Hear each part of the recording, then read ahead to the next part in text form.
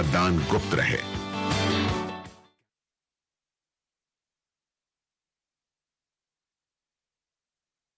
बढ़िया है, शुद्ध है। MDH मिर्ची, धनिया, हल्दी, असली मसाले, सच। MDH गैलेंट एडवांस वेबर, निर्माण का रियल हीरो। और समर कूल कूलर, जो हर दिल करे कबूल। Summer cool.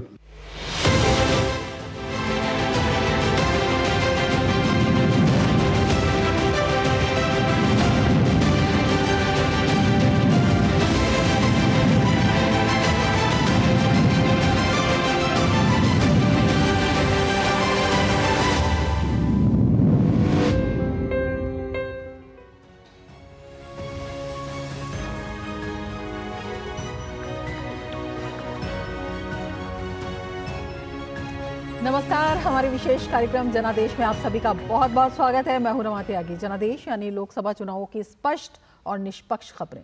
6 चरणों के मतदान के बाद 543 में से 486 सीटों पर मतदान पूरा हो चुका है। वहीं 7वें और अंतिम चरण का प्रचार आज शाम थम गया है। 7वें चरण में प्रधानमंत्री नरेंद्र मोदी समेत कई केंद्रीय मंत्री, पूर्व मुख्यमंत्री और विपक्ष के दिग्गज नेताओं की किस्मत का फैसला होना है। बताएंगे क्या रही दिन भर की चुनावी सरगर्मियां और चुनावी हलचल। साथ ही जानेंगे दिन भर क्या चले बयानों के तीर और समीकरण किस ओर कर रहे हैं इशारा। तो आइए शुरू करते हैं अपना खास कार्यक्रम जनादेश, लेकिन सबसे पहले नजर चुनावी सुर्खियों पर। थम गया देश भर में चुनाव प्रचार का शोर। 1 जून को 7 राज्यों और 1 केंद्र शासित प्रदेश के 57 सीटों पर होगा मतदान। 7वें और अंतिम चरण में 904 उम्मीदवारों की किस्मत का होगा फैसला। पीएम मोदी ने काशी परिवार से पहले मतदान फिर जलपान का किया आग्रह। 7वें और अंतिम चरण के मतदान में कई दिग्गजों की किस्मत का होगा फैसला। प्रधानमंत्री मोदी काशी से तीसरी बार मैदान में। वहीं अनुराग सिंह ठाकुर, रविशंकर प्रसाद, अनुप्रिया पटेल, चरणजीत सिंह चन्नी, मनीष तिवारी और अभिषेक बनर्जी भी इस चरण के लिए ठोक रहे हैं ताल। आम आदमी पार्टी नेता मनीष सिसोदिया को नहीं मिली राहत। आबकारी नीति मामले में वीडियो कॉन्फ्रेंसिंग के जरिए राउज एवेन्यू कोर्ट में हुई पेशी। कोर्ट ने सिसोदिया की न्यायिक हिरासत 6 जुलाई तक बढ़ाई। अरविंद केजरीवाल की जमानत पर 1 जून को सुनवाई। भीषण गर्मी के बीच जल संकट से दिल्ली के कई इलाकों में हाहाकार। टैंकरों के माध्यम से पहुंचाया जा रहा पानी। जनता के बीच आक्रोश। पानी की कमी को लेकर महिलाओं ने मटके फोड़कर जताया रोष। भाजपा ने आप सरकार पर साधा निशाना। शुक्रवार को भाजपा कार्यकर्ता करेंगे हल्ला बोल।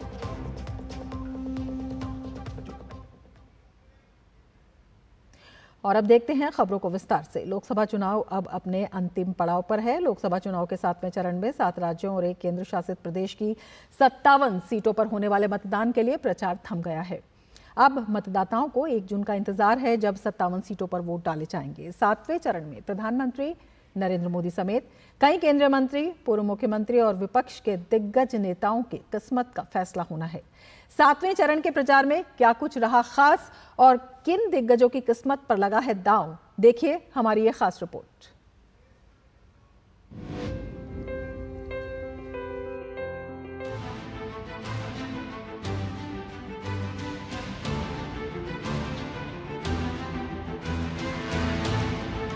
दुनिया के सबसे बड़े लोकतंत्र का सबसे बड़ा महापर्व अब अपने अंतिम पड़ाव पर आ पहुंचा है। लोकसभा चुनाव के 7वें और आखिरी चरण के लिए विभिन्न दलों के नेता जोर आजमाइश करते नजर आए। खास तौर पर इस चरण के लिए दिग्गज नेताओं के बीच आरोप प्रत्यारोप के साथ साथ ढेरों वादों का दौर भी चलता दिखाई दिया। अब बात करें इस चरण की, तो प्रचार के दौरान सत्ता पक्ष और विपक्ष के बीच अनेकों मामले और मुद्दे छाए रहे, जिनमें राम मंदिर, भ्रष्टाचार, परिवारवाद, संविधान में बदलाव, आरक्षण में बदलाव, अनुच्छेद 370, भ्रष्टाचार, महंगाई, बेरोजगारी, विकसित भारत और राष्ट्रीय सुरक्षा जैसे कई मुद्दों पर बयानों के तीर चलते नजर आए। अब 7वें और अंतिम चरण पर नजर डालें तो इस चरण की 57 सीटों पर मतदान होना है, जिसमें से 41 सामान्य, 13 अनुसूचित जाति और 3 अनुसूचित जनजाति के लिए सुरक्षित है। वहीं इस चरण में 7 राज्यों और 1 केंद्र शासित प्रदेश में मतदान होना है, जिसके लिए 904 उम्मीदवार चुनाव मैदान में हैं, जिसमें 809 पुरुष उम्मीदवार और 95 महिला उम्मीदवार शामिल हैं। इस बीच 1 जून को जिन 57 सीटों पर मतदान होना है, उनमें उत्तर प्रदेश की 13, पंजाब की 13, पश्चिम बंगाल की 9, बिहार की 8, उड़ीसा की 6, हिमाचल प्रदेश की 4, झारखंड की 3 सीटों के अलावा चंडीगढ़ की एकमात्र संसदीय सीट पर चुनाव करवाए जाएंगे। दूसरी तरफ नजर डालें तो 7वें चरण में प्रधानमंत्री नरेंद्र मोदी समेत कई केंद्रीय मंत्री, पूर्व मुख्यमंत्री और विपक्ष के दिग्गज नेता चुनावी मैदान में किस्मत आजमा रहे हैं। इस चरण के चुनाव में भाजपा समेत एनडीए के दिग्गज उम्मीदवारों की बात की जाए तो सबसे पहले प्रधानमंत्री नरेंद्र मोदी का नाम आता है, जो कि लगातार तीसरी बार वाराणसी संसदीय क्षेत्र से दावेदारी पेश कर रहे हैं। इसके अलावा हमीरपुर से केंद्रीय मंत्री अनुराग सिंह ठाकुर, पटना साहिब से रविशंकर प्रसाद, पाटलिपुत्र से रामकृपाल यादव, मिर्जापुर से अनुप्रिया पटेल, आरा से आर.के. सिंह, चंदौली से डॉक्टर महेंद्र नाथ पांडे, पटियाला से परनीत कौर, गोरखपुर से रवि किशन, काराकाट से उपेंद्र कुशवाहा, बालासोर से प्रताप चंद्र सारंगी, गोड्डा से निशिकांत दुबे, मंडी लोकसभा सीट से कंगना रणौत और अमृतसर से तरनजीत सिंह संधू चुनावी मैदान में है। जबकि इस चरण में विपक्षी दिग्गजों की बात की जाए तो जालंधर से चरणजीत सिंह चन्नी, लुधियाना से अमरिंदर सिंह राजा, बठिंडा से हरसिमरत कौर बादल, चंडीगढ़ से मनीष तिवारी, डायमंड हार्बर से अभिषेक बैनर्जी, दमदम से सौगत राय, कोलकाता उत्तर से सुदीप बंदोपाध्याय, गाजीपुर से अफजल अंसारी और काराकाट से पवन सिंह दावेदारी पेश कर रहे हैं। अगर बात की जाए 2019 के चुनावी नतीजों की तो 7वें चरण की इन 57 सीटों पर भाजपा ने शानदार प्रदर्शन करते हुए 25 सीटों पर जीत हासिल की थी, जबकि टीएमसी को 9 सीट, कांग्रेस को 8, बीजेटी को 4, जेडीयू को 3 सीटों पर जीत मिली थी। वहीं बसपा को 2, शिरोमणि अकाली दल को 2, अपना दल सोनेलाल को 2, झारखंड मुक्ति मोर्चा को 1 और आम आदमी पार्टी को 1 सीट पर जीत मिली थी। 7वें और अंतिम चरण की 57 सीटों पर 1 जून को मतदान के साथ ही देश में आम चुनाव संपन्न हो जाएगा। बहरहाल आम चुनाव के पहले 6 चरणों की बात की जाए तो लगभग 65.54 मतदान प्रतिशत दर्ज किया गया है, जहां छठे चरण में 63.37% मतदान दर्ज किया गया, तो वहीं 5वें चरण में 62.2% वोटिंग हुई। इसके अलावा चौथे चरण में 69.16% मतदान हुआ, जबकि तीसरे चरण में मतदान 65.69% रहा। दूसरे चरण में 66.71% मतदान दर्ज किया गया, जबकि पहले चरण में 66.14 वोटिंग हुई थी। बहरहाल प्रचार अभियान में सभी दलों ने अपनी पूरी ताकत झोंक दी है। ऐसे में ये देखना दिलचस्प होगा कि किसके सिर जीत का सेहरा बंधेगा। यह 4 जून को मतगणना के बाद ही पता चलेगा। जनादेश डेस्क, डीडी न्यूज।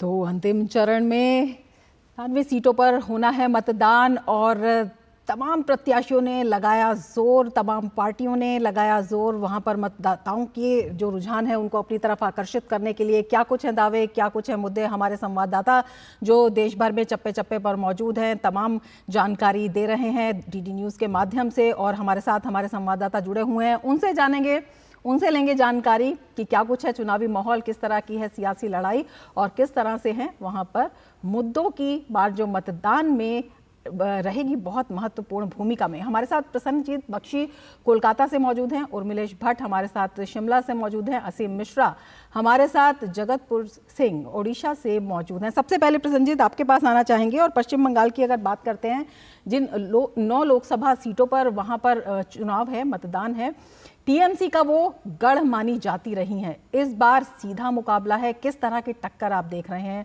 कौन से ऐसे मुद्दे हैं जो इस सियासी लड़ाई को प्रभावित कर रहे हैं? देखिए रमा, जो हमारे प्रतिवेदन अब रिपोर्टिंग अभी दिखाए उसमें दिग्गज प्रार्थियों की जो उम्मीदवारों की जो सूची दिखाया गया है, मुझे लगता है कि इसमें ये समझना चाहिए कि ये लोग तो पूरे देश में लोग पहचानते हैं इन लोगों को, ये दिग्गज उम्मीदवार है, लेकिन बंगाल के लिए इस आखिरी चरण में दिग्गज उम्मीदवार शायद हमें समझना चाहिए रेखा पात्रों को। रेखा पात्रा जो संदेशखाली की महिला वर्ग की एक प्रतिनिधि है, जो बसीरहाट लोकसभा केंद्र से बीजेपी की तरफ से इस बार चुनाव लड़ रहे हैं। तो मतलब मैं इसलिए कहना चाह रहा हूं कि संदेशखाली जो पूरे देश और दुनिया में पिछले जनवरी महीने से एक नारी सुरक्षा की केंद्र बन चुके थे, एक आलोचना की केंद्र बन चुके थे, वहां पे जो उम्मीदवार बने हैं वो चाहे देश उनके बारे में कुछ नहीं जानता है, चाहे हम कम जानते हैं, या उस तरह से उन्हें दिग्गज उम्मीदवार हम नहीं कह सकते। लेकिन अगर हिंदुस्तान की ये जो लोकतंत्र की सुंदरता है, इस सुंदरता की बात करें तो रेखा पात्रा दिग्गज उम्मीदवार है, ये मेरा मानना है और बंगाल के लोगों को मानना है। ये आखिरी चरण में रमा। पहली बात तो ये। दूसरी बात यह है कि आज जिस तरह से पूरी तरह सब लोगों की जितने आलोचना है उसे खत्म करके बंगाल की हिंदू बंगालियों को सीएए के तहत सर्टिफिकेट दिया जा रहा है, दिए जाने का काम शुरू हुआ है। ये भी इस चुनाव में एक दिग्गज उम्मीदवार मैं कहना चाहूंगा, क्योंकि पिछले 5 सालों से इस सीएए को लेके जो गलतफहमी फैलाया गया था उसका एक अंत शायद आज से शुरू हो गया है कि हाँ, सीएए कोई नागरिकता छीनने की कानून नहीं है, नागरिकता देने की कानून है, और वो बंगाल में भी लोगों को मिलने लगे हैं। तो ये जो 9 सीट है, ये जाहिर सा है कि 2019 में सारी की सारी सीटों में तृणमूल कांग्रेस अपना जीत हासिल कर पाई थी, लेकिन इस बार ये सब कारण को अगर एक साथ लाया जाए तो ये इतना आसान नहीं है तृणमूल कांग्रेस के लिए, पहली। दूसरी बात है कि डायमंड हार्बर, जहां पे अभिषेक बैनर्जी का गढ़ माना जाता है, वहां पे भी लोग ये जो डायमंड हार्बर जो वायलेंस के लिए पूरे दुनिया में माना जाता है चुनाव के समय पे, वहां पे भी लोग एक चुनौती देने के लिए इंतजार कर रहा है 1 जून को। तो ये सब कुछ मिला के एक तरफ बसीरहाट, एक तरफ डायमंड हार्बर, एक तरफ कोलकाता उत्तर, जहां पे काफी चुनौती का सामना करना पड़ रहा है सुदीप बंदोपाध्याय को, एक तरफ दमदम जहां पे काफी चुनौती का सामना करना पड़ रहा है सौगत राय को। तो ऐसा आसान नहीं है इस बार तृणमूल कांग्रेस के लिए, लेकिन फिर भी मैं कहना चाहूंगा कि संदेशखाली की या बसीरहाट की रेखा पत्र इस बार की चुनाव में सबसे ज्यादा दिग्गज प्रार्थी के हिसाब से लोग देख रहे हैं। रमा, बिल्कुल इन्हीं फैक्टर्स पर बात करेंगे, लेकिन आगे की चर्चा से पहले हम लेते हैं एक ब्रेक। बने रहिए डीडी न्यूज के साथ।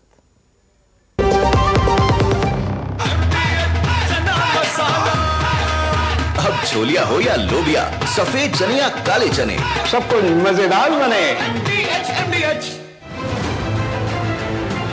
दुनिया की सबसे तेज रफ्तार और 5वीं सबसे बड़ी अर्थव्यवस्था, विश्व स्तर के बुनियादी ढांचे, भारत की फिनटेक क्रांति की कहानी मेक इन इंडिया और स्टार्टअप इंडिया की सफलता की, आर्थिक जगत की सुर्खियां, आम आदमी के लिए क्या है मायने, शेयर बाजार और दूसरे फाइनेंशियल मार्केट्स के तमाम अपडेट्स, कारोबार जगत की बड़ी खबरों का सटीक और सरल विश्लेषण। देखिए इकोनॉमी टुडे सोमवार से शुक्रवार सुबह 9:30 बजे सिर्फ डीडी न्यूज पर। घुटना, कंधा या कमर, चाहे जैसा हो दर्द, डॉक्टर ऑर्थो आपको देता है दर्द से पूरी आजादी। ये कोई टेम्पररी पेन किलर नहीं, आयुर्वेदिक औषधि है। जीरा से प्यास बुझाए, डाइजेशन के लिए मस्त, शरीर में नमक पानी का बैलेंस बनाए।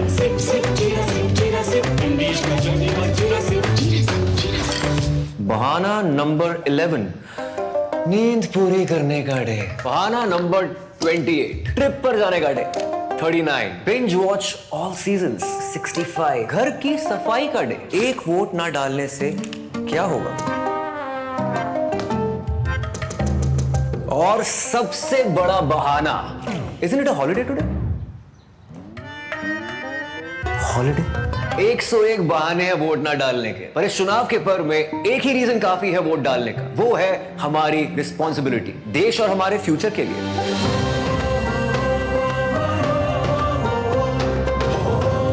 तो चलो सब मिलकर मनाते हैं इस चुनाव के पर्व को गर्व के साथ। आज दही बड़ा खाने का मन है।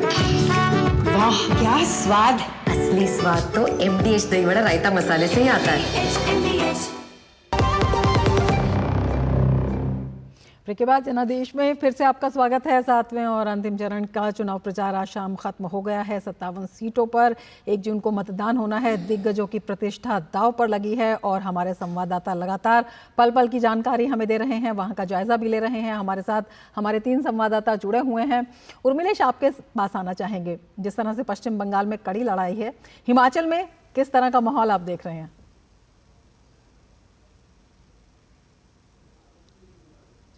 बिल्कुल यहाँ पर भी जैसे कि आपने दर्शकों को बता ही दिया है कि आखिरी चरण में जो है 1 जून को यहाँ पे मतदान होना है।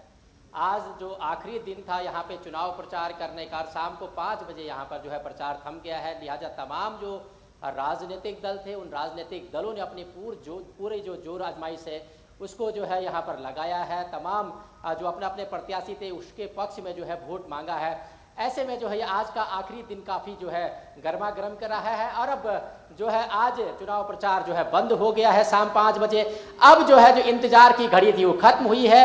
अब जनता जनार्दन की बारी है। 1 तारीख को मतदान होगा और 4 तारीख को जो है मतगणना होगी। ऐसे में जो है हिमाचल की जो 4 सीटें हैं रमा, इन 4 सीटों पर अगर बात की जाए तो पिछले जो है 2 लोकसभा चुनाव में यहाँ पे भारतीय जनता पार्टी का परचम लहराया था। इस बार क्या होगा ये देखने वाली बात है। और चुनाव मैदान में एक तरफ जहां भारतीय जनता पार्टी है तो वहीं अपोजिशन में कांग्रेस भी है और बीएसपी भी जो है कई जगहों पे चुनाव लड़ रही है। ऐसे में आज का जो ये दिन था तमाम प्रत्याशियों के लिए काफ़ी अहम था। अब वो घर घर जाकर के वोट मांग सकते हैं और परसों जो है मतदान यहाँ पर होना है। ऐसे में अगर बात जो है चुनावी मुद्दों की जाए तो कई सारे मुद्दे यहाँ पर रहे हैं। कई सारे आरोप और प्रत्यारोप भी जो है यहाँ पर लोकसभा चुनाव में देखे गए हैं। लेकिन उसके बीच अब जनता जो है फैसला करेगी और अपना फैसला जो है 1 तारीख ईवीएम में बंद करेगी, जिसका जो है आपको हमको हमारे दर्शकों को 4 तारीख को पता चलेगा रमा। बिल्कुल पता चलेगा। और बेहद महत्वपूर्ण ये भी है कि विधानसभा की भी 6 सीटों पर उपचुनाव वहां पर हैं, उन पर भी सबकी नजरें बनी हुई हैं। आएंगे आपके पास। हमारे साथ असीम भी जुड़े हुए हैं ओडिशा से। असीम, ओडिशा से किस तरह के चुनाव प्रचार के रंग और बेहद भावुक रंग आज दिखाई दिया जब प्रधानमंत्री नरेंद्र मोदी की सभा में एक महिला आई और प्रधानमंत्री ने उनका अभिवादन जिस तरह से किया, जो सम्मान दिखाई दिया वो अपने आप में बेहद भावुक करने वाला था। इस तरह के और किस किस तरह के प्रचार के रंग और मतदाताओं को अपनी ओर खींचने की जो विभिन्न दलों की कोशिश, वो भी आपसे जानना चाहेंगे। सबसे पहले मैं आपके प्रधानमंत्री मोदी ने जिस तरह से झुक करके उस वृद्ध महिला का उन्होंने प्रणाम किया, ये वाकई दिल को छू जाने वाली तस्वीरें थी। और इत्तेफाक से उस कार्यक्रम में, उस जनसभा में मैं भी मौजूद था जब मेरे सामने ये सारी चीजें हो रही थी और चिंता पड़ा कि ये कल ही की ये बात है। कल देखिए प्रधानमंत्री की 3 रैलियां थी ओडिशा में और क्योंकि आज प्रचार का आखिरी दिन था, इस पूरे दौरान ओडिशा में अगर मैं बात करूं प्रचार के बहुत सारे रंग दिखे, कांग्रेस की तरफ से, बीजेपी की तरफ से और बीजेडी की तरफ से। लेकिन देखिए आपने रंग की बात कही तो कांग्रेस का रंग तो देखिए हम सभी जानते हैं कि किस तरह से उसका रंग उड़ चुका है, चाहे वो केंद्र की बात हो। और अगर अंकगणित की बात यह तो ओडिशा में भी कुछ स्थिति अच्छी नहीं है, क्योंकि बीते लोकसभा चुनाव में यहाँ पे कुल 21 सीटें हैं लोकसभा की, 12 सीटें बीजेडी ने अपने खाते में ले गई थी, 8 सीटों पे बीजेपी जीत कर आई थी और सिर्फ एक सीट कांग्रेस के खाते में गई थी। तो आप समझ सकते हैं कि कांग्रेस के लिए जो ये चुनाव है वो उसका बहुत ज्यादा एनर्जी वाला मुझे दिखाई नहीं दिया। लेकिन जो मुख्य मुकाबले की बात की जाए रमा, तो बीजेपी और बीजेडी से वो इसलिए, और लगातार आप समझिए इस बात को समझने की जरूरत है, चाहे वो प्रधानमंत्री की तरफ से हो या फिर बीजेपी के जो बड़े नेता उनकी तरफ से हो, लगातार हर दिन, मैं कहूं तो हर दिन बीजेपी के जो बड़े नेता थे वो यहाँ पे चुनाव प्रचार करने के लिए आए। वो इसलिए क्योंकि बीजेडी जो बीजू जनता दल है वो पिछले 25 सालों से ओडिशा की सत्ता पर काबिज है और आप समझ सकते हैं कि उस 25 साल की सत्ता को हटाने के लिए, उसको सेटिसाइड करने के लिए बीजेपी पूरी तरह से कमर कसती है। और वही चुनावी जंग जो आपने जिस बात का आपने जिक्र किया वो हमें पूरे चुनावी तौर पर बीजेपी का दिखा दिया। बहुत ही एग्रेसिव कैंपेनिंग बीजेपी की तरफ, हालांकि बीजेपी की तरफ से भी उतनी ही कैंपेनिंग की गई, लेकिन बीजेपी का स्ट्राइक रेट का कैंपेनिंग के मामले में वो बहुत ज्यादा रही थी।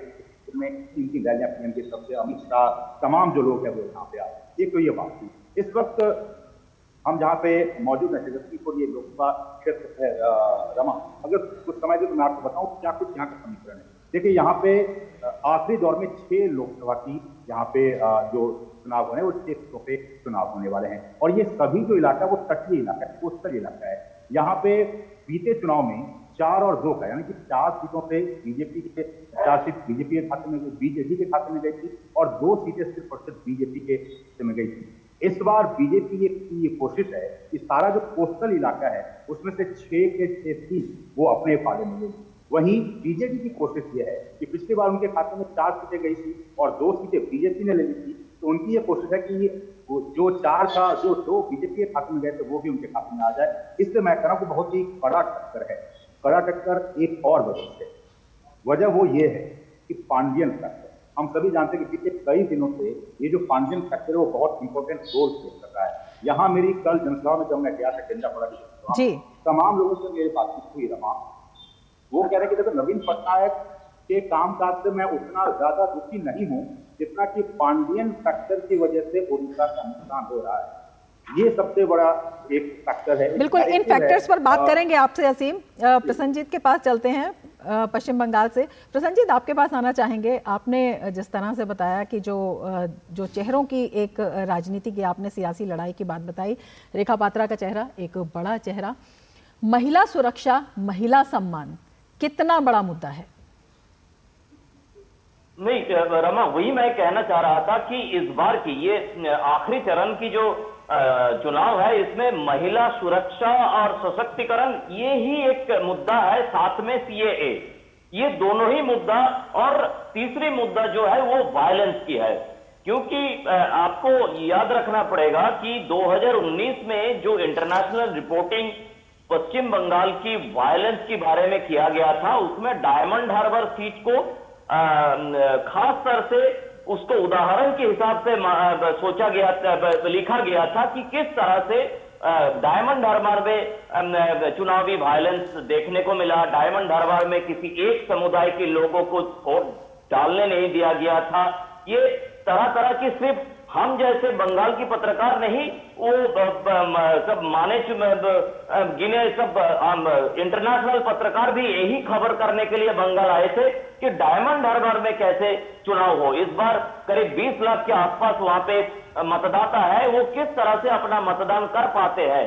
और ये भी संदेशखाली की जो घटना है उससे जुड़े हुए हैं, क्योंकि जो अगर भूगोल को समझने की कोशिश करे तो ये बसीरहाट से डायमंड हार्बर, ये सारे के सारे कोस्टल इलाका ये सुंदरबन का इलाका है। और सुंदरबन की इलाका ऐसे ही कुछ जगह यहाँ पे है, ऐसे कुछ आइलैंड यहाँ पे है जहाँ पे आज से जो पोलिंग टीम है उसको भेजना पड़ रहा है। वैसे नॉर्मली हम सब समझ सकते हैं कि ये तो प्लेन लैंड है, यहाँ पे 48 घंटा पहले क्यों लोगों को भेजना जरूरी है, लेकिन ये इतना रिमोट इलाका है यहाँ पे, तो जहाँ पे आज से लोगों को भेजना पड़ रहा है। तो मतलब बिल्कुल एक बड़ी चुनौती है। इस पर बात करेंगे प्रसन्नजीत, लेकिन उससे पहले हमें लेना होगा एक ब्रेक। बने रहिए DD न्यूज के साथ। MDH का किचन किंग किचन में हो तो हम सब कुछ बना सकते हैं। बैंगन का भरता, आलू गोभी, भिंडी मसाला और भी बहुत कुछ। MDH। पेमेंट फेल, लेकिन पैसे तो कट गई मेरी मेहनत की कमाई। हो जाएगी भरपाई, चिंता मत कर मेरे भाई। अगर डिजिटल ट्रांजैक्शन फेल हो जाए और अकाउंट से पैसे कट जाएं, तो बैंक समय से पैसे लौटा देगा, वरना कॉम्पनसेशन का है प्रावधान। नहीं तो RBI के ऑम्बुड्समैन को शिकायत करें आप या बिल, मेरी फीस। RBI कहता है जानकार बनिए, सतर्क रहिए। अब तक टेस्टी राजमा बनाना नहीं आया। बिना MDH राजमा मसाला के टेस्टी राजमा कैसे बनेगा? MDH राजमा मसाला, क्या स्वादिष्ट राजमा बनाए। MDH। बात जब पीढ़ियों के लिए बनने वाले घर की हो तो जिम्मेदारी बड़ी हो जाती है। गैलेंट समझता है ये जिम्मेदारी। अब MM रिब्स के साथ गैलेंट एडवांस TMT रीबार, निर्माण का रियल हीरो। स्वास्थ्य से जुड़ी महत्वपूर्ण बात, देश के प्रख्यात विशेषज्ञों के साथ व्यस्त जीवन में रखें अपने स्वास्थ्य का ध्यान। सेहत के लिए जरूरी है पोषण, साथ ही रोजाना करें व्यायाम। कैसे हो रोग के लक्षणों की पहचान, बीमारियों की कैसे करें रोकथाम। यदि आप हैं किसी रोग से परेशान, फोन और ईमेल के माध्यम से पूछें अपना सवाल, विशेषज्ञों से मिलेगा सही समाधान।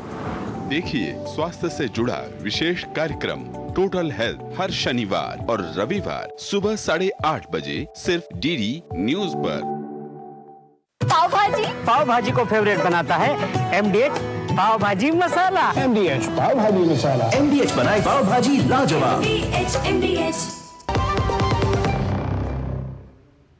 ब्रेक के बाद फिर से आपका स्वागत है जनादेश में। हम बात कर रहे हैं 7वें और अंतिम चरण के चुनाव की, जिनमें 57 सीटों पर मतदान होना है। कड़ी सियासी लड़ाई है और उसमें मुद्दे कितने अहम हैं, कौन से फैक्टर्स हैं जो इसे प्रभावित कर रहे हैं, हमारे संवाददाता यही बताने के लिए हमारे साथ मौजूद हैं। 3 संवाददाता इस वक्त हमारे साथ जुड़े हुए हैं।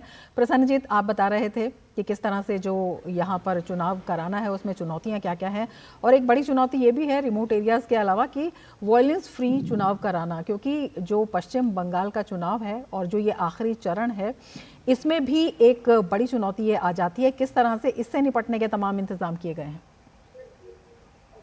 देखिए, इंतजाम तो किए गए हैं। हर जगह पे जो सेंट्रल आर्म्ड पुलिस फोर्स है वो तैनात किया गया है और हर एक केंद्र के लिए अलग अलग जो कमांडिंग ऑफिसर्स है उन्हें भी रखा गया है और 100% वेबकास्टिंग है, ये सब कुछ है। लेकिन 2 चीजें मैं बता दूं कि एक, हमें पूरी नजर रखना पड़ेगा कि संदेशखाली के ऊपर कि वहां पे जो शिकायतें लोगों इतना दिन तक कर रहे थे कि हमको चुनाव के समय पे मतदान करने नहीं दिया जाता था, तो ये इस बार लोग मतदान कर पाए क्या नहीं, जिसके भी पक्ष में करें, पहली बात। दूसरी बात है कि अगर पंचायत चुनाव के बारे में आपको याद है तो जादवपुर केंद्र के दायरे में भांगोड़ बोल के एक जगह है जहां पे करीब 10-12 लोगों की मौत हो चुके थे। तो ये भांगड़ में किस तरह से इस जगह को शांत रखा जाए, और बाकी जो डायमंड हार्बर इलाका है जहां पे लोगों को पता ही नहीं चलता है कि किसको वोट देने के लिए बूथ तक जाने नहीं दिया गया, किसको जाने दिया गया, तो ये पता नहीं चलता था अब तक लोगों को। तो ये जो सारे सुंदरबन से लगा हुआ इलाका है, यहाँ पे शांति से चुनाव कराना और हर एक लोगों को अपने आप बटन दबाने की मौका देना, ये चुनाव आयोग के लिए एक चुनौती है। और अच्छी बात है कि इस बार जो 6 चरण के चुनाव हमारे यहाँ पे हो गए उसमें 1 या 2 लोगों की मौत के अलावा इस तरह से जो हम 12, 13, 15, 20 लोगों की मौत देखते थे, खूनों की रक्त नदी देखते थे, तो वो इस बार नहीं हुआ है। लेकिन आखिरी चरण में जो कोलकाता और कोलकाता के पास सटा हुआ जो 9 केंद्र है वो इतना सेंसिटिव है कि वहां पे शांति से चुनाव कराना इलेक्शन कमीशन और जो सीएपीएफ है इनके लिए चुनौती है। रमा, बिल्कुल। प्रसन्नजीत, आपके पास आएंगे। उर्मिलेश भी हमारे साथ जुड़े हुए हैं। उर्मिलेश, आपसे जानना चाहेंगे, बीजेपी के पास 4 सीटें हैं जिन पर चुनाव होना है, लेकिन इस बार की चुनावी लड़ाई क्या कुछ चुनौती दिखाई देती है या ये एक आसान लड़ाई है? कौन से जो मुद्दे हैं इस लड़ाई को प्रभावित कर रहे हैं? जी रमा, बिल्कुल। जैसे कि हमने पहले भी अपने दर्शकों को बताया था कि हिमाचल में जो 4 सीटें थी वो जो है भारतीय जनता पार्टी का यहाँ पर कब्जा था। हालांकि जो मंडी वाली सीट थी, उस मंडी वाली सीट पर जब उपचुनाव हुआ था उसके बाद यहाँ पर जो है प्रतिभा सिंह ने जो है चुनाव जीता था। लेकिन इस बार कौन से फैक्टर्स हैं जो प्रभावित कर रहे हैं उर्मिलेश? और पूरे देश भर जी रमा, बिल्कुल यहाँ पर जो है विकास एक बड़ा मुद्दा है, क्षेत्र का विकास है। और जहाँ पर युवाओं की बात की जाए तो तमाम युवाओं का एक कहना है कि एक हमें मजबूत सरकार चाहिए जो देश का विकास कर सके, क्षेत्र का विकास कर सके। और साथ ही अगर महिलाओं की बात की जाए रमा, तो उनका एक सुरक्षा जो है बड़ा मुद्दा है। उसके अलावा यहाँ पर किसानों के मुद्दे हैं, और उसके अलावा अगर बात की जाए तो यहाँ पर तमाम जो विकास कार्य हुआ है, जैसे चाहे वो यहाँ पर सड़क का हो या यहाँ पर जो है अन्य हर घर जल हो, तमाम योजनाओं पर भी जो है लोगों की पैनी नजर रही है। तो एक तरफ जहाँ केंद्र सरकार की योजनाओं पर जो है लोगों की नजर रही है, वो एक बड़ा मुद्दा था, अहम मुद्दा था यहाँ पर कि केंद्र सरकार ने अपने स्तर पर कई सारे काम यहाँ पर किए हैं। तो वहीं दूसरी तरफ यहाँ पर जो है कहीं ना कहीं जो क्षेत्रीय मुद्दे थे वो भी जो है यहाँ पर हावी रहे हैं रमा। बिल्कुल। इसी बीच आपसे ये भी पूछना चाहेंगे, क्या एंटी इनकम्बेंसी भी यहाँ पर कोई फैक्टर है? क्योंकि बीजेपी के सामने, बीजेपी लगातार यहाँ पर सत्ता में रही है और उसके बाद अगर हम विधानसभा चुनाव की बात करते हैं तो कांग्रेस ने ये जीता।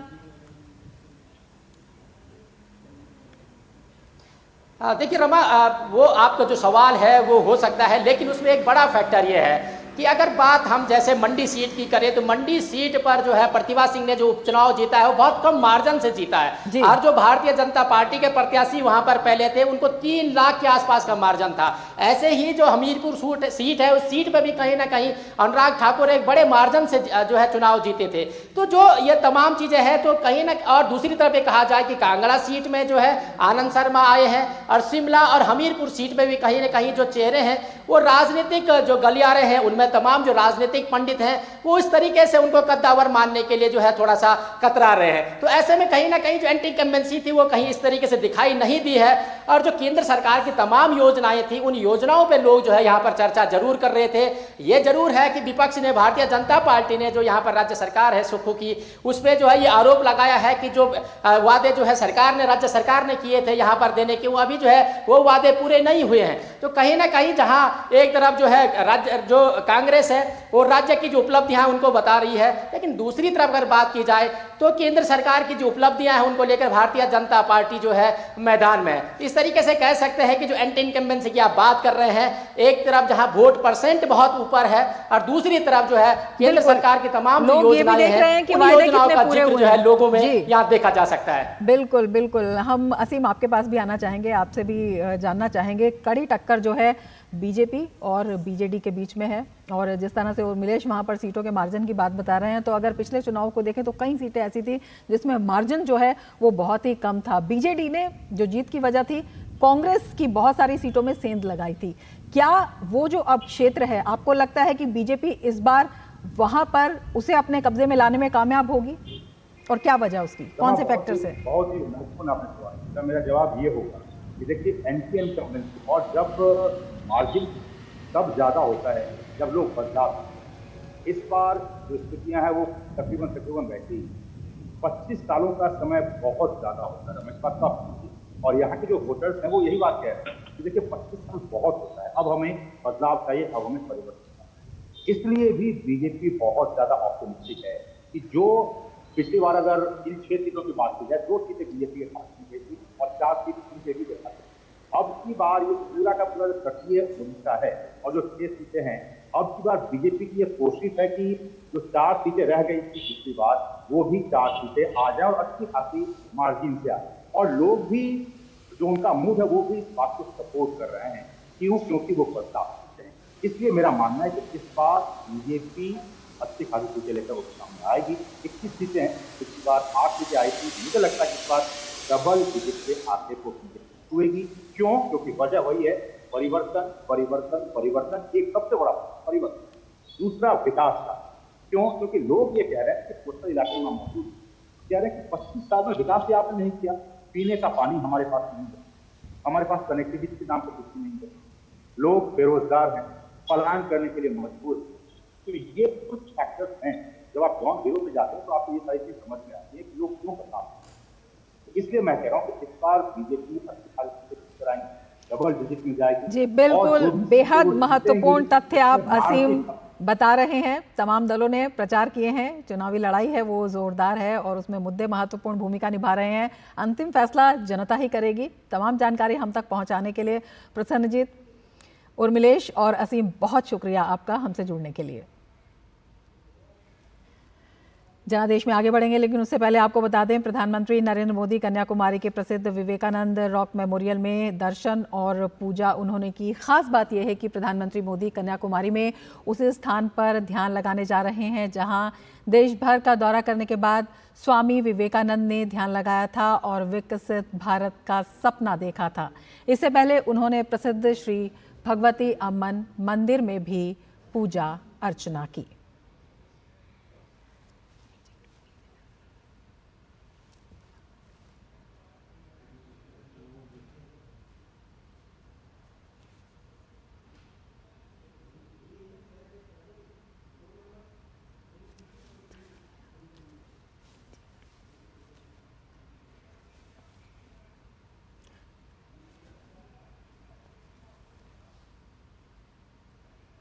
प्रधानमंत्री नरेंद्र मोदी कन्याकुमारी के प्रसिद्ध विवेकानंद रॉक मेमोरियल में दर्शन और पूजा अर्चना करते हुए।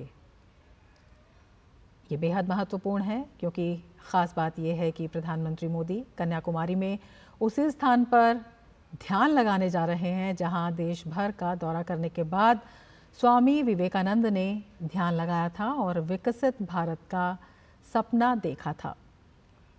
और इससे पहले उन्होंने जो है ये दृश्य प्रधानमंत्री नरेंद्र मोदी जहां उन्होंने दर्शन किए, पूजा अर्चना की, और ये ही प्रधानमंत्री की विशिष्ट शैली जिसमें विकास आध्यात्म साथ साथ।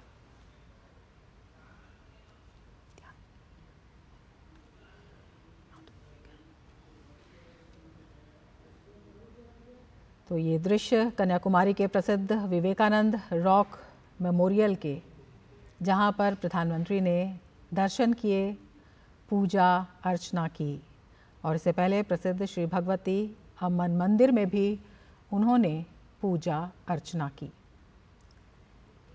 तो संस्कृति और विकास कैसे चल सकते हैं साथ साथ, ये प्रधानमंत्री अपने व्यवहार से लगातार बताते हैं, अपनी जीवन शैली में उसे उतारते हैं, और उसी की एक झांकी यहाँ भी दिखाई देती है जब प्रधानमंत्री कड़े प्रचार अभियान के बाद यहाँ पर दर्शन करते हैं, पूजन करते हैं, अर्चन करते हैं।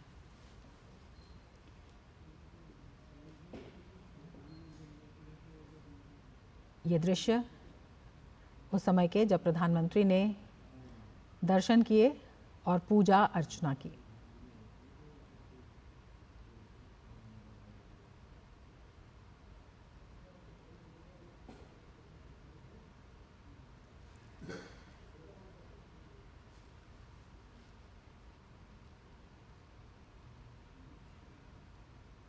कन्याकुमारी में विवेकानंद रॉक मेमोरियल, जहां पर प्रधानमंत्री नरेंद्र मोदी ने दर्शन किए हैं, पूजा अर्चना की है, और ये बेहद ऐतिहासिक और सांस्कृतिक महत्व का स्थान है जहां पर प्रधानमंत्री ने दर्शन किए हैं, पूजा अर्चना की है। और इससे पहले वो प्रसिद्ध श्री भगवती अम्मन मंदिर में भी गए और वहां पर भी उन्होंने पूजा अर्चना की। और ये स्थान इसलिए भी ख़ास है क्योंकि इसका ऐतिहासिक सांस्कृतिक महत्व है, और ये हमारी जो समृद्ध सांस्कृतिक विरासत है उससे जुड़ा हुआ है। ये विकसित भारत के संकल्प का प्रतीक है, और उसी प्रतीक पर जाकर प्रधानमंत्री ने दर्शन किए, पूजा अर्चना की। तो संस्कृति, आध्यात्म और विकास कैसे चल सकता है साथ साथ, ये प्रधानमंत्री दिखाते हैं अपनी जीवन शैली में इसे उतारकर। एक मिसाल इसे कहा जा सकता है। प्रधानमंत्री नरेंद्र मोदी ने कन्याकुमारी के प्रसिद्ध विवेकानंद रॉक मेमोरियल में दर्शन और पूजा की। इससे पहले उन्होंने प्रसिद्ध श्री भगवती अम्मन मंदिर में भी पूजा अर्चना की।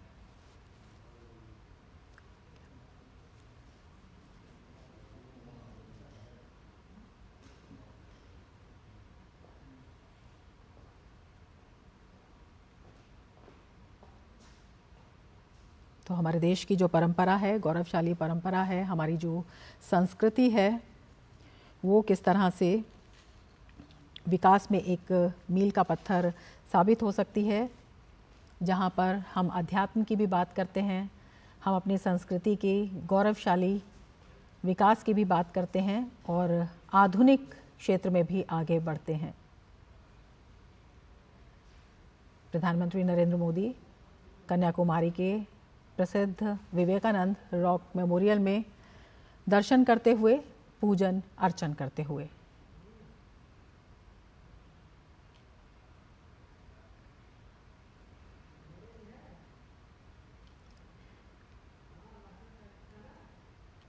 बेहद व्यस्त चुनाव प्रचार के कार्यक्रम के बाद प्रधानमंत्री कन्याकुमारी के विवेकानंद रॉक मेमोरियल में पूजन अर्चन करते हुए, दर्शन करते हुए।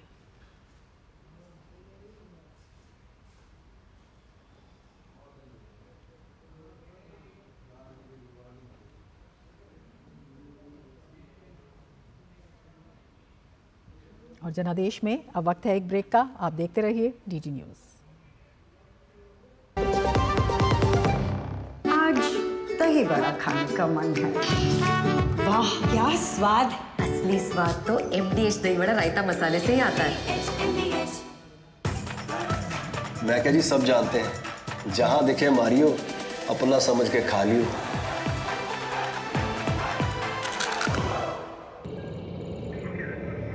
Curiosity can take you to some out of the world places. Took me to the moon today. Curious about this place? Scan this QR code before I take it off with my Seat tires.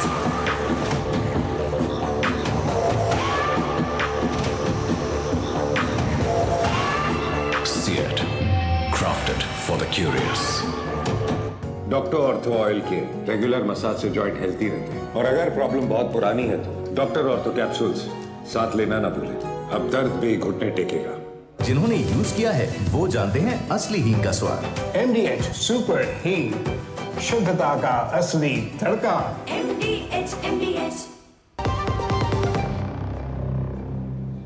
Break के बाद फिर से आपका स्वागत है। आप देख रहे हैं हमारा खास कार्यक्रम जनादेश। 7वें और अंतिम चरण का चुनाव प्रचार आज शाम खत्म हो गया है। काशी समेत पूर्वांचल में चुनाव प्रचार को लेकर क्या है जनता का कहना, इसे लेकर मतदाताओं से हमारे संवाददाता शैलेंद्र मिश्र ने बात की। आइए दिखाते हैं।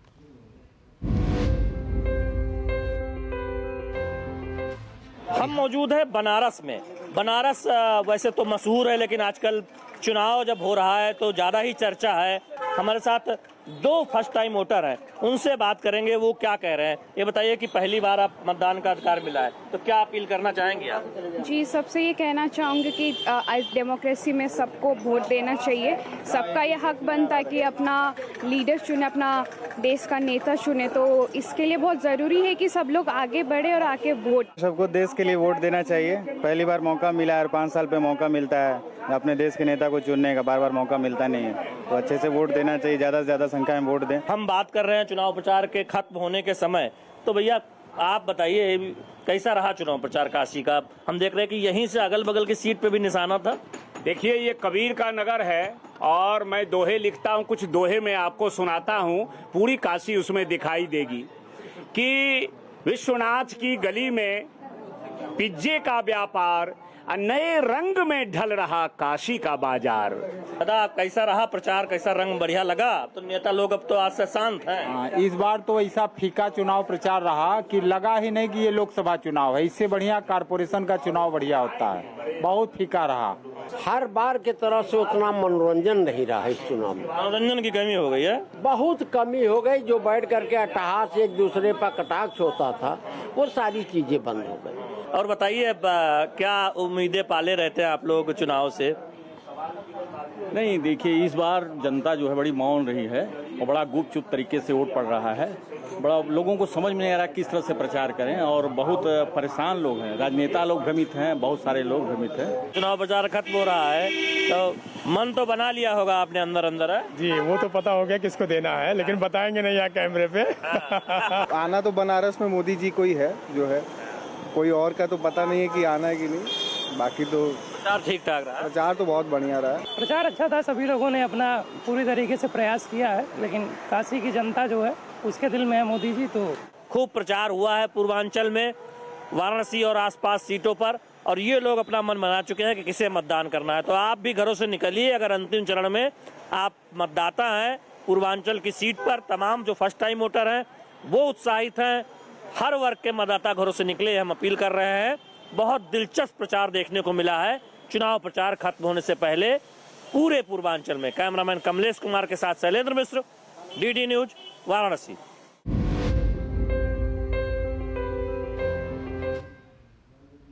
प्रधानमंत्री ने अपने संसदीय क्षेत्र वाराणसी के मतदाताओं को पत्र लिखा है, जिनमें पहली बार मतदान करने वाले विशेष हैं। इस पत्र को पाकर फर्स्ट टाइम वोटर्स में काफी उत्साह है। फर्स्ट टाइम वोटर किस मुद्दे पर करेंगे वोट, क्या है उनकी राय, इसका जायजा लिया हमारे सहयोगी हरिकेश बहादुर सिंह गौतम ने।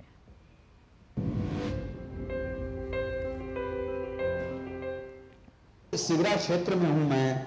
वाराणसी 7वें चरण के मतदान की दृष्टि से 7वें चरण की दृष्टि से सबसे हॉट सीट है पूरे देश की, क्योंकि यहां से प्रधानमंत्री खुद चुनाव लड़ रहे हैं।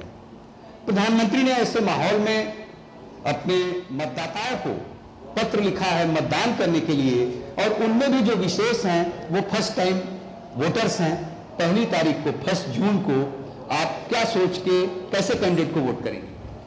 ये लेटर मिलने के बाद ऐसा लगा कि हमें कंसिडर किया जा रहा है कि पहली बार वोटर्स को ऐसे लेटर देना, पहली बार किसी पार्टी ने ऐसा किया है, और 1 जून को हम वोट करेंगे उस हिसाब पे कि क्या डेवलपमेंट हमने देखी है इन 10 सालों में। हाँ जी, तो ये बहुत अच्छा लगा कि प्रधानमंत्री जी की तरफ से हम लोग को फर्स्ट टाइम वोटर्स को पत्र मिला है। ये दिखाता है कि वो अप्रिसिएशन दिखा रहे हैं हमारे तरफ और वोट देने के लिए भी प्रेरणा दे रहे हैं।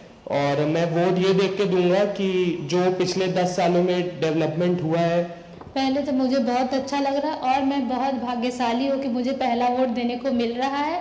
और क्या कहते हैं कि जिनकी वजह से बहुत विकास हो रहा है, भारत बहुत आगे बढ़ रहा है, उनको हमको वोट देने का मतलब बहुत ज़्यादा भाग्यशाली हूँ कि जिनको वोट देने का मौका मिल रहा है। मैं दूंगी उनको वोट और अच्छा चाहूँगी कि वो ही जीते, आगे बढ़े खूब। हम भी पहली बार ही वोट देने जा रहे हैं, कभी दिए नहीं है, न तो कभी आया है मेरा वोट।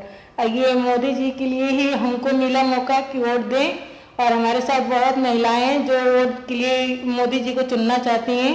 मोदी जी जो दिए हैं हम लोग को महिलाओं को सुविधा, वो बहुत अच्छा दिए हैं और पहले ऐसा सुविधा मिला नहीं था। काशी का विकास, आसपास का विकास और युवाओं का विकास, शिक्षा का विकास, इस तर्ज पर ये लोग वोट करेंगे। Doctor Harkesh Bahadur Singh Gautam, DD news, Sigra, Varanasi.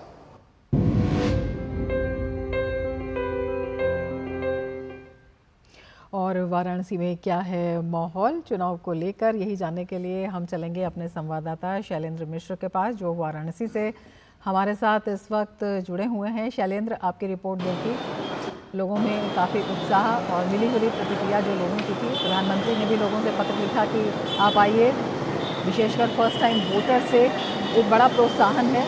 किस तरह की चुनावी लड़ाई देखते हैं? वाराणसी संसदीय सीट की बात करें तो यहाँ पर कह रहे हैं कि मुकाबला एक तरफा है, मार्जिन देखा जाएगा, लेकिन इसके अलावा भी ये जो पूरी 13 सीटें हैं, इसमें अगर पिछले चुनावों को देखें तो कई ऐसी सीटें थी जहां पर मार्जिन जो हार जीत का था बहुत ही कम था।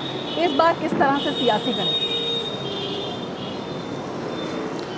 देखिए, अगर आप इन 13 लोकसभा सीटों को देखें तो उसमें घोसी और गाजीपुर 2 ऐसी सीटें जो बहुजन समाज पार्टी को गई थी, लेकिन इस बार वहां भी मुकाबला एक तरफ बीजेपी है, दूसरी तरफ इंडी गठबंधन है, समाजवादी पार्टी और कांग्रेस के गठबंधन उम्मीदवार हैं। आप घोसी में देखें तो राजीव राय है समाजवादी पार्टी से, और बीजेपी से ओम प्रकाश राजभर के बेटे हैं जो सुभाषपा, जो बीजेपी के सहयोगी है। आप अगर चले जाएं गाजीपुर तो वो भी देखें कि उस तरह से सीधी लड़ाई दिखाई देती है, एक तरफ बीजेपी और दूसरी तरफ समाजवादी पार्टी कांग्रेस गठबंधन।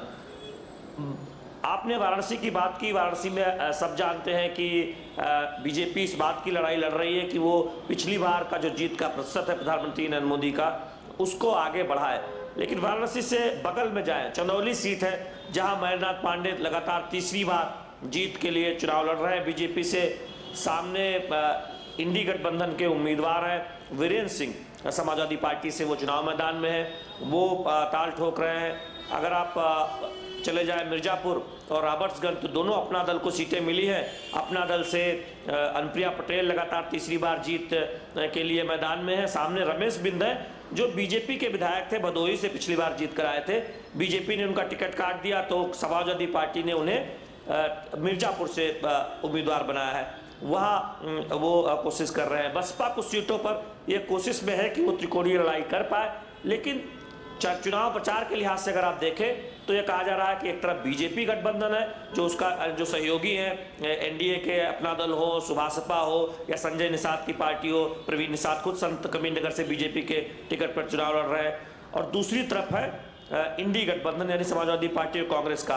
और यहाँ पर एक चर्चित सीट भी है गोरखपुर, जहाँ से भोजपुरी स्टार रवि किशन फिर से वहाँ जीत के लिए बीजेपी के टिकट पर है। सामने काजल निषाद है समाजवादी पार्टी से, पंकज चौधरी है महाराजगंज से, केंद्र में मंत्री है बीजेपी से, और सामने समाजवादी पार्टी गठबंधन के उम्मीदवार है। तो इस तरह के हम देख रहे हैं। देवरिया सीट है, उसका जिक्र करना चाहे, शशांक मणि त्रिपाठी है बीजेपी से, नए उम्मीदवार है, अखिलेश सिंह कांग्रेस सपा गठबंधन से।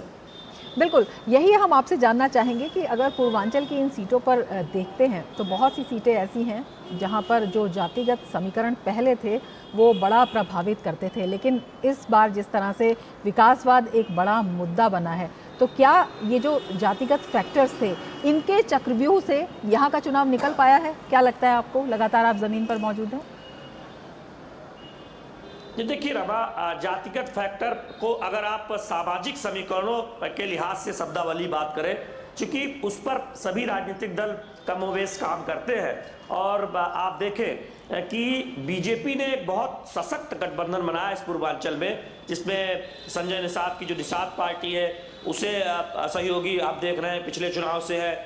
निषादों का काफ़ी प्रभाव गोरखपुर बेल्ट पे माना जाता है। आप देखें अपना दल सोनेवाल, जो सोनेलाल की पार्टी है, वो उसमें 2 सीटें दी है, राबर्ट्सगंज जो सुरक्षित सीट है और मिर्जापुर, जिससे खुद अपना दल की मुखिया चुनाव लड़ रही हैं, अनुप्रिया पटेल केंद्र में मंत्री हैं। इसके साथ ही साथ सुभासपा के जो ओम प्रकाश राजभर है उनकी पार्टी को एक सीट दी गई है। तो इस तरह से आप देखें कि बीजेपी ने एक बहुत सशक्त गठबंधन बनाया है पूर्वांचल पे विकास के फोकस के साथ। बीजेपी ये कह रही है कि देखिए बहुत मजबूत गठबंधन के साथ वो सभी को साथ लेकर ये चुनाव लड़ रही है, ये एक बात है। दूसरी बात यह है कि समाजवादी पार्टी और कांग्रेस ने कोशिश की है कि टिकट वितरण में एक तरह से चुनौती देने की कोशिश बीजेपी को तमाम सीटों पर वो करते नजर आए हैं। उसमें आप देखें कि रमेश बिंद जो बीजेपी के सांसद थे, उनको अन्य वक्त पे मिर्जापुर से टिकट दे दिया गया पुराने उम्मीदवार का नाम बदलकर, तो उनकी भी एक कोशिश है सामाजिक समीकरणों के लिहाज से टिकट देने की। तो कितना उससे उभर पाएगा ये नतीजे बताएंगे, लेकिन सामाजिक समीकरणों के लिहाज से भी बीजेपी ने एक बहुत मजबूत गठबंधन बनाया है पूर्वांचल में। रमा, बिल्कुल, मजबूती की बात इंडी गठबंधन भी कर रहा है। ऐसे में जनता के मुद्दे भी बेहद प्रभावी भूमिका में हैं। क्या कुछ असर लाते हैं देखना होगा। आप नज़र बनाए रखें। शैलेंद्र, बहुत शुक्रिया तमाम जानकारी के लिए। जनादेश में आगे बढ़ेंगे, लेकिन उससे पहले लेते हैं एक ब्रेक। आप देखते रहिए टीजी न्यूज़। जीरा से प्यास बुझाएं, डाइजेशन के लिए मस्त, शरीर में नमक पानी का बैलेंस बनाए।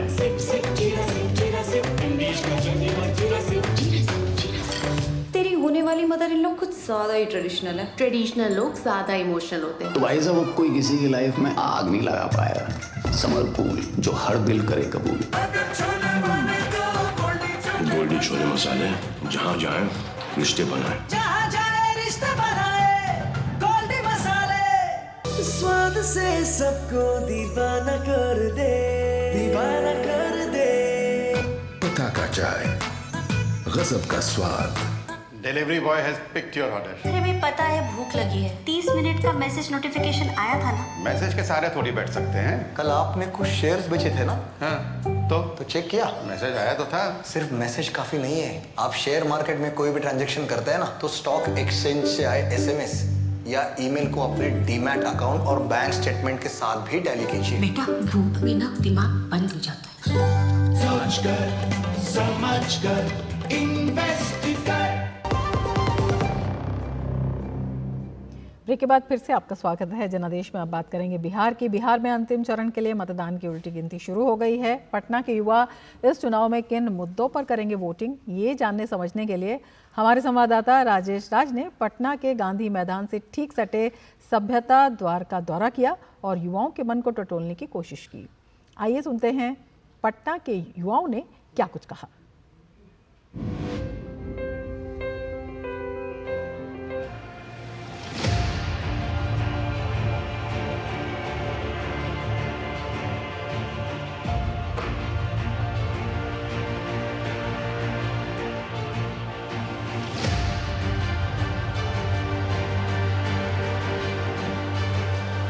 पाटलिपुत्र या यूं कहिए पटना और यहाँ के जो यूथ हैं वो इस चुनाव में किन मुद्दों के आधार पर वोटिंग कर रहे हैं, ये हम इनसे समझने की कोशिश करते हैं। क्या मुद्दे हैं यहाँ पर, सबसे जो प्रभावी मुद्दा है वो क्या है? सर, सबसे पहला मुद्दा है बिहार में नहीं पूरा भारत देश में बेरोजगारी का सबसे प्रथम मुद्दा है। यहाँ तक कि शिक्षा पर भी अति GST लग रहा है। सरकार से ही निवेदन है कि एजुकेशन सिस्टम इंडिया का अच्छा होना चाहिए। अगर कोई भी चुनावी मुद्दा हो तो मुद्दे में शिक्षा और बेरोजगारी की बात जरूर होनी चाहिए। महंगाई ऐसे भी बढ़ते ही जा रहा है। सरकार को जैसे राम मंदिर पर ध्यान दिया है उसी प्रकार से बेरोजगारी पर भी ध्यान दें। राम मंदिर बना दिए शांतिपूर्वक, 370 धारा हटा दिए, घर में घुस के मारे, राशन कार्ड मिल रहा है, जंगल राज खत्म हो गया, अब आ गया कानून के राज, एक बच्चे को इंसाफ मिलता है। बिहार के पाटलिपुत्रा और पटना साहिब के नौजवानों में वोटिंग को लेकर क्रेज तो है, वो मतदाताओं को मतदान केंद्रों तक भारी गर्मी के बीच आने की अपील जरूर कर रहे हैं, लेकिन बेरोजगारी बेकारी की जो समस्या है उसको एड्रेस करने के लिए जन नेताओं से कह रहे हैं, राम मंदिर के मुद्दे को एक मुद्दा बता रहे हैं, लेकिन जो सबसे प्राइम मुद्दा है वो बेरोजगारी का ही मुद्दा है। कैमरामैन एजाज अहमद के साथ राजेश राज, DD न्यूज़, पटना, बिहार।